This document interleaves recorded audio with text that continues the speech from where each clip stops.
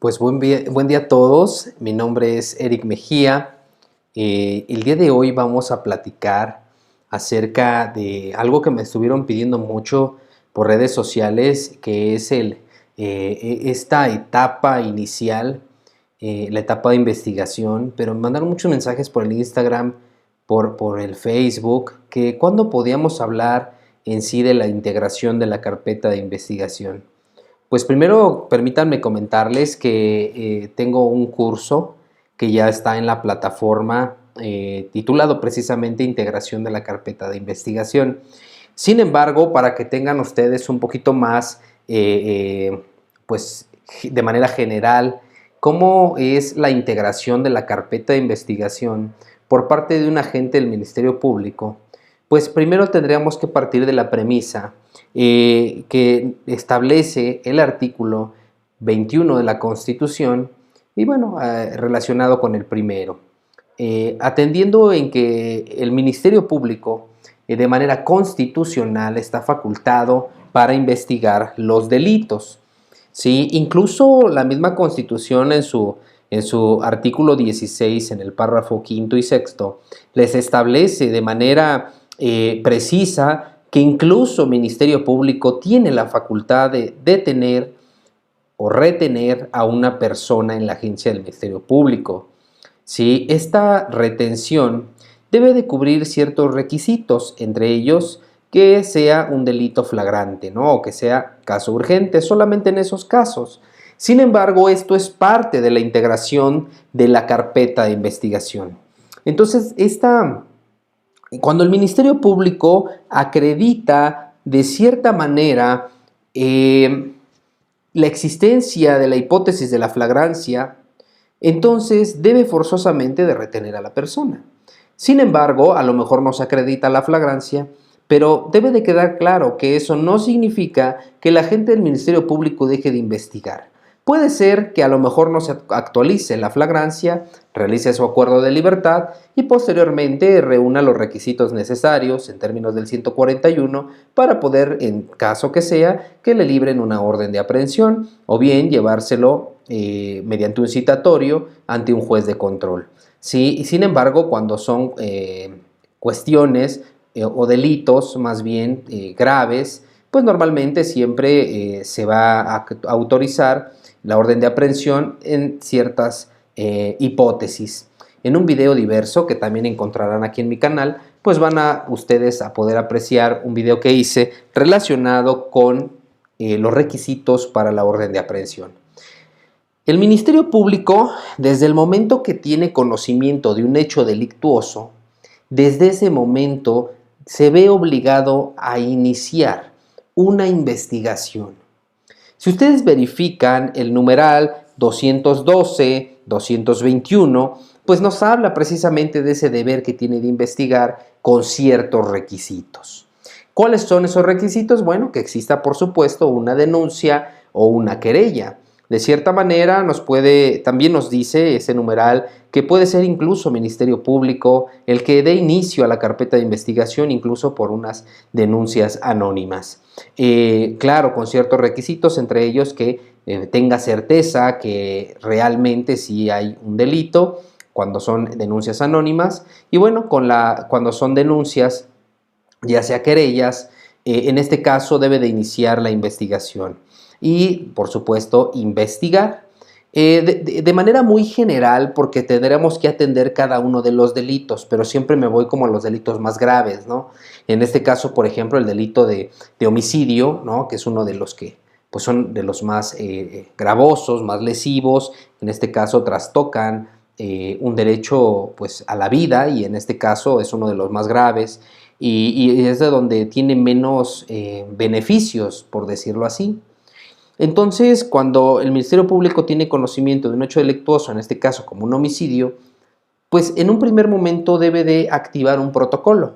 Si el homicidio es cometido en contra de un hombre o si el homicidio es cometido en contra de una mujer. Los protocolos van a variar por tanto los médicos como los ministerios públicos, policías ministeriales, peritos. La investigación va encaminada a una situación diversa, atendiendo la perspectiva de género y la obligación que tienen todos los operadores, en este caso órganos investigadores de los delitos, ¿sí?, que deben de activar ese protocolo para las muertes de mujeres.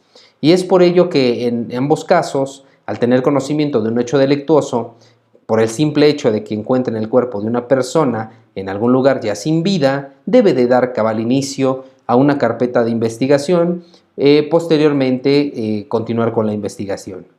Puede ser dos factores. Uno de ellos va a ser el hecho de que haya sido esa muerte externa, es decir, que si la muerte fue ocasionada por un agente externo, pues evidentemente el delito va a continuar. Pero vamos a suponer que esa muerte no fue externa, sino natural. Estamos hablando del cuerpo de una persona que fue encontrada, a lo mejor en un terreno baldío, en un predio, como sea, si los vecinos se dan cuenta, y entonces es que hacen el llamado a las autoridades. Entonces no sabemos cuál es esa causa de muerte y derivado de ello se va a una instalación pericial, en este caso el CEMEFO, en el cual por medio de la necropsia van a advertir si la muerte de esta persona fue ocasionada o fue natural. Evidentemente, el Ministerio Público, al tener conocimiento que la muerte es natural, vamos a suponerlo que fue por un infarto, pues entonces el agente del Ministerio Público estaría deteniendo de cierta manera la investigación o bien absteniéndose de investigar o de continuar con la investigación, puesto que la causa de muerte no fue ocasionada, sino que más bien fue una muerte natural. En estos casos, pues el Ministerio Público investiga y se cumple a cabalidad lo que establece el artículo 20 constitucional en su primera hipótesis, que lo es el esclarecimiento de los hechos. Y ese esclarecimiento va a ser que, bueno, la persona ha fallecido a consecuencia de una situación natural, en este caso un infarto, ¿no? Derivado de estas situaciones es que primero se tiene que entrar a estos estudios de estos protocolos y este protocolo es precisamente la parte médica y el médico va a establecer esta causa de muerte. Posteriormente vamos a suponer en otro lado de los peores de los casos que esta persona si no fue ocasionada su muerte de manera, más bien la muerte no fue de manera natural, sino más bien fue ocasionada, corrijo, y entonces al estar esta muerte ocasionada, pues evidentemente hay un sujeto activo, es decir, una fuerza externa fue la que ocasionó el cese de los signos vitales. Y es por ello que la gente del Ministerio Público tiene que investigar hasta llegar al momento en el cual descubra quién fue la persona que detuvo esa respiración, en dado caso que hubiera sido por una asfixia, ¿no? O a lo mejor un impacto de bala, una laceración, bueno, la causa de muerte que haya sido, pero la situación es que es externa, es decir, no por muerte natural, sino más bien alguien más lo ocasionó. Es decir, existe un resultado material y entonces tendríamos que verificar la persona que ocasionó este cese de signos vitales. Y es por ello que se debe de integrar una carpeta de investigación. El Ministerio Público inicia la carpeta de investigación con todos y uno de los datos de prueba que van arribando a la verdad. Los datos de prueba no pueden ser obtenidos de manera ilícita. Recordemos la teoría del árbol envenenado y eso evidentemente en un futuro pues va a ocasionar una cuestión de ilicitud y esto como consecuencia tiene una violación irreparable a los derechos humanos. Entonces, por ello, todas las actuaciones de la gente del Ministerio Público deberán de ser lícitas. Entonces, para llegar a la verdad, el Ministerio Público primero debió de haberse enterado de la causa de muerte y al saber que esa muerte fue externa, entonces inicia con la investigación y se va integrando la carpeta. Entonces van a encontrar ustedes un acuerdo de inicio, ¿sí? Van a encontrar ustedes un dictamen de necropsia, un acta médica y van a encontrar ustedes un perito, una pericial en materia de criminalística en la cual habla de precisamente que se constituyó en el lugar para levantar el cuerpo. Sí, a lo mejor un acta por parte de la policía de investigación en donde describe también el lugar, muy parecido como lo hace el CRIMI, sí, y van a encontrar después las entrevistas de los primeros respondientes donde refieren cómo fue que encontraron el cuerpo sin vida de esa persona.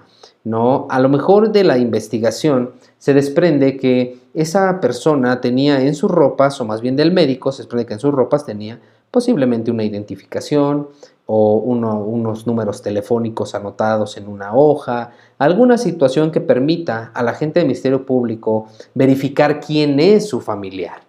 ¿Sí? Entonces, es como se va integrando la carpeta, ¿sí? Entonces, se le llama al familiar y usted conoce a tal persona.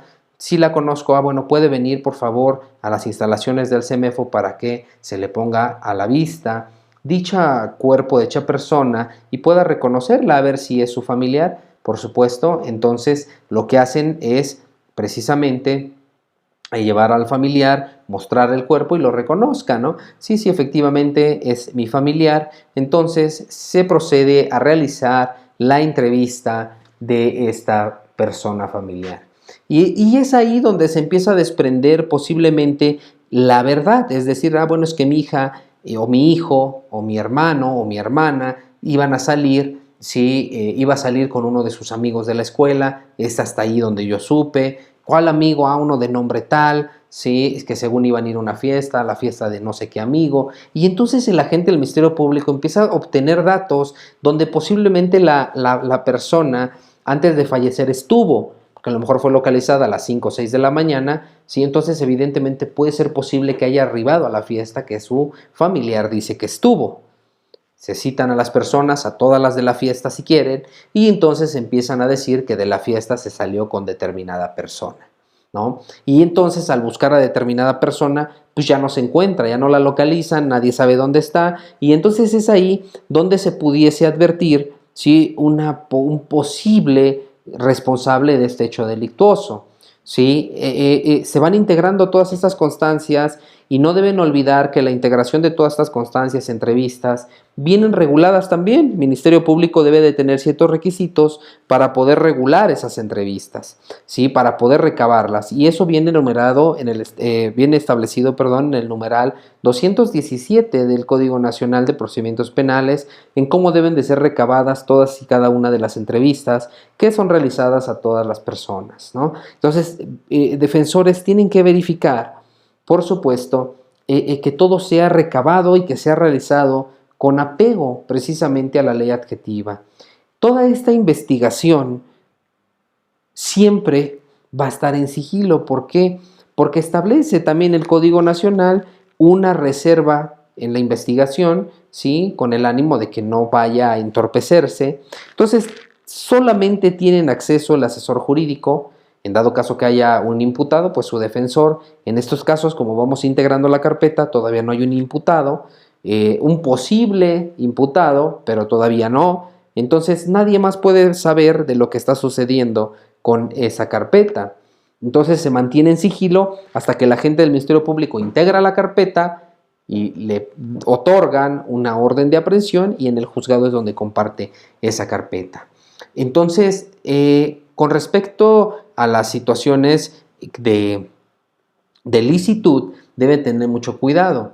Se va a dividir en dos, en estas cuestiones de recabar información, testimoniales de todas las personas, pero también verifiquen la obtención de alguna evidencia y cómo fue obtenida esa evidencia. Por ejemplo, ha habido casos en donde las evidencias pues las esconden dentro de su mismo domicilio y bueno, pues necesitan el acceso al domicilio y para ello en la mayoría de los casos deben de considerar realizarlo del ingreso a dicho domicilio, pues por medio de una autorización judicial, si es el caso, o bien una de las opciones es que les permitan el ingreso, pero si es la casa del investigado, pues difícilmente van a poder accesar o pueden tener problemas con que él los deje entrar. Considero que porque se puede violentar el principio de la autoincriminación y eso pudiera ser obtenido con violación a los derechos fundamentales y si ustedes pueden observar, pues es una de las causas para excluir ese dato de prueba de cierta manera porque no fue obtenido apegado a derecho. ¿Sí? Entonces, si fue con un cateo, verificar las características de un cateo, porque también tiene características. Podemos también verificar si una persona realizó algún tipo de reconocimiento por fotografía para reconocerla, que también tiene ciertos lineamientos. Entonces, el agente del Ministerio Público debe de verificar en un primer momento por la obtención de los datos mediante la licitud. Es decir, no puede el Ministerio Público realizar y embalar y asegurar cosas nada más porque él piensa que puede obtener una línea de investigación. Recordemos que hay situaciones o actividades que el Ministerio Público no puede realizar que son exclusivas del juez de control, es decir, el juez de control debe de autorizar ciertas diligencias para que no vaya a haber alguna situación en un futuro. Entonces, nada más dar cabal cumplimiento en esa circunstancia, en el sentido de que verifiquen si la diligencia que hizo el agente del Ministerio Público no es de las que requieren control judicial, y entonces, bajo esos términos, no habrá ningún problema con la obtención de dichos datos, ¿no? Entonces, en esta integración de la carpeta de investigación, si ustedes ven, ya se va estableciendo una posible línea de investigación. Casos que a lo mejor no obran así, que a lo mejor en el traslado se subió a lo mejor a un vehículo, ¿sí? Y se retiró, nadie vio qué vehículo, nadie vio qué era, no era un Uber ni nada de eso, era como un taxi, y pues no se alcanzó a ver placas, no se vio nada, y entonces es más complicada la investigación. Esta integración se va a dividir en dos partes, por decirlo así. Todos los elementos subjetivos, de cierta manera, por decirlo así, todas las entrevistas de todos los testigos que refieren respecto de lo que sabe y les consta relacionado con los hechos, mismas que deben de ir apegadas al 217 del Código Nacional. Pero también recordemos que deben de estar los elementos objetivos dentro de esa carpeta, que son todos los dictámenes que se llegan a obtener. En este caso puede ser un dictamen en dactiloscopía, un dictamen en criminalística, mecánica de hechos, dictámenes en química para determinación de fosfatasa ácida, química para la determinación de sangre humana o removida, si es el caso, la determinación de la aplicación de la prueba de luminol o quimioluminiscencia para determinar la sangre lavada o removida, ¿sí? El rastreo semático, ¿sí? Si esos rastreos semáticos fueron ingresados al laboratorio y que si demostraron que era sangre humana o no, porque pues aparentemente pudiera ser sangre, pero no se tiene certeza. Es por eso que se hace un estudio médico, o en este caso químico, para saber si es sangre humana o no. Y entonces, posteriormente, si sabemos que es sangre humana, pues entonces vamos a determinar si esa sangre humana corresponde a un hombre o corresponde a una mujer, ¿no? En este caso, si correspondería a una mujer y vemos que está cerca, pues evidentemente pudiera ser que esa sangre fuera de la mujer. Sin embargo, ¿por qué se tiene que hacer? Uno, porque existe un protocolo, y dos, porque en esa que aparentemente es una mancha de sangre, pudiera tener mezcla de perfiles genéticos. Y al tener mezcla de perfiles genéticos, evidentemente va a tener un perfil genético masculino que en un futuro va a poder ser confrontado con otro perfil genético. ¿Sí? En estos delitos es a lo que voy, cómo se integra la carpeta. De ahí tenemos varios delitos que pues tienen por su propia naturaleza, son más sencillos, por decirlo así. Por ejemplo, en un delito de robo simple, cuando son los farderos, pues realmente la integración de la carpeta pues es más rápida. A lo mejor en un delito de violación, pues el delito de violación, recordemos que pues la víctima es la única que se encuentra con el victimario, ¿no? Entonces no existe un testigo que realmente diga: yo vi cuando la estaba violando, vi cuando estaba abusando sexualmente de ella. No hay esos testigos. Y al ser este tipo de delitos, así como también lo son los homicidios o los feminicidios, que no existe en su mayoría, sí, hay excepciones, pero en su mayoría no existe una persona que los haya visto, sino entonces sería un delito flagrante, ¿no? Sí los hay, pero no son muchos. La mayoría, si el Ministerio Público integra la carpeta de investigación, ¿sí?, para poder posteriormente solicitar en su momento a lo mejor alguna orden de aprehensión o girar un citatorio para que comparezca ante el juez de control. Entonces, el hecho de platicar en esta integración de la carpeta, más bien relacionado con la integración, es para que podamos observar que el Ministerio Público tiene que ser muy precavido, ¿sí? Tiene que ser muy precavido en la obtención de todos y cada uno de los datos, ¿sí? Entonces, eso es lo que ustedes tienen que ver y ver como defensores, que los ministerios públicos, todo lo que obtuvieron hayan sido apegado a la ley. Si no, entonces es un debate que pudieran tener en la audiencia inicial, ¿sí? En el sentido de que desestime alguno de los datos de prueba por haber sido obtenidos con violaciones a derechos humanos. Entonces, en conclusión, si la carpeta de investigación, cual sea el delito, número uno, debemos de verificar que todas las diligencias que obran dentro de la carpeta de investigación estén apegadas a la ley. Vimos que podemos tener y observar y verificar el numeral 212 hasta el 222, ¿sí? Para poder ir hojeando y saber si está pegado las diligencias que realiza el Ministerio Público conforme a derecho. Si no, entonces sería un motivo para excluir ese dato de prueba, hacérselo saber al juez para que no pondere en la vinculación a proceso y por una ilicitud puedan obtener una libertad de su representado. Los datos de prueba no pueden ser obtenidos con violaciones a los derechos humanos, ¿sí? Entonces, el simple hecho que el Ministerio Público haya obtenido esos datos de prueba con las violaciones a esos derechos humanos, evidentemente no podrán ser ponderados, ¿sí? Por el juez de control. En este caso, todo lo contrario, serán excluidos precisamente de la valoración probatoria.